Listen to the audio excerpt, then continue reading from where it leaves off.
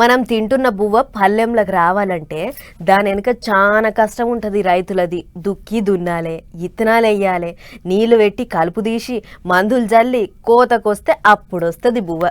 ఇదంతా ఇప్పటోళ్లకు పెద్దగా తెలియదు. ఇట్లనే ఆరుగాలం కష్టం చేసి పండించిన మక్క పంటను ఓ తన కుప్ప పెట్టుకున్నారట రైతులు.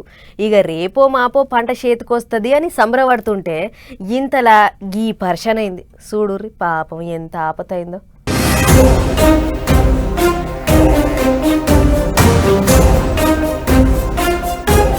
అయ్యయ్యో, ఈ కరెంటు గాలిపోను చూడురమ్మా ఎంత నష్టం చేసిందో.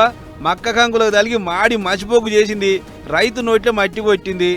అసలు ముచ్చట ఏందంటే మహిబాద్ జిల్లా కేసముద్రం మండలం తాళపూసపల్లి అనే ఊళ్ళే ఓ 6 మంది రైతులు మక్క పంటను కోసి కుప్పబెట్టిర్రు. రేపో మాపో మార్కెట్కు సుతా పట్టుకపోయేది ఉందట.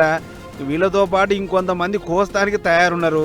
అయితే కోసిన కంకులన్నీ రైతులు మంచిగా కుప్ప పోసి పరదాలు బిరదాలు గట్టిగా కప్పిపోయారట ఇంటికి. మరి ఐతారం అర్ధమరాత్రి ఏమైందో ఏం పాడో గాని కరెంటు ట్రాన్స్ఫార్మర్లో మంటలు లేచి ఆయన కంకుల మీద పడ్డది. ఇయేముంది, కంకులన్నీ కమ్మాసులు కాగితాలోలే బుర్ర బుర్ర కాలిపోయినాయి. చూస్తుండగానే కాష్టం మండినట్టు ఇంతింతెత్తు మంటలు. ఆ నుప్పులలో చిక్కిన కంకులల్లో ఒక్క ఇత్తు సుతం వెలగలేదు. ఇక చూసి రైతులు బిందెలు బాగిట్లు అందుకొని నీళ్లు చల్లిరు కానీ అది ఏ మూల సరిపోలే. అట్లా అర్ధమరాత్రి లేచిన మంటలు అర్ధ గంటల 30 ఎకరాల వాకి కడమ చేనులు సుతా అగ్గి బుగ్గైనాయి. ఇంతలా అటు ఫైర్ ఇంజిన్ వాళ్లకు ఇటు పోలీసులకు మతలాబ్ అందించారు రైతులు. కానీ ఏం ఫైదా, ఫైర్ ఇంజిన్ వాళ్ళు వచ్చేటాలకు జరగాల్సిన నష్టం జరిగిపోయింది.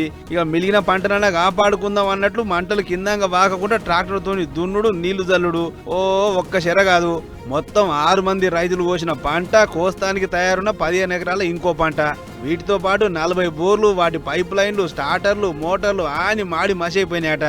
అందాజ 20-30 లక్షల ఆస్తి నష్టం జరుగుంటుంది సారు. జర మమ్మల్ని సర్కారే ఆదుకోవాలి అని ఒక్క తీరుగా అడగబట్టారు అన్నదాతలు. చూడాల మరిగా ఏం చేస్తారో.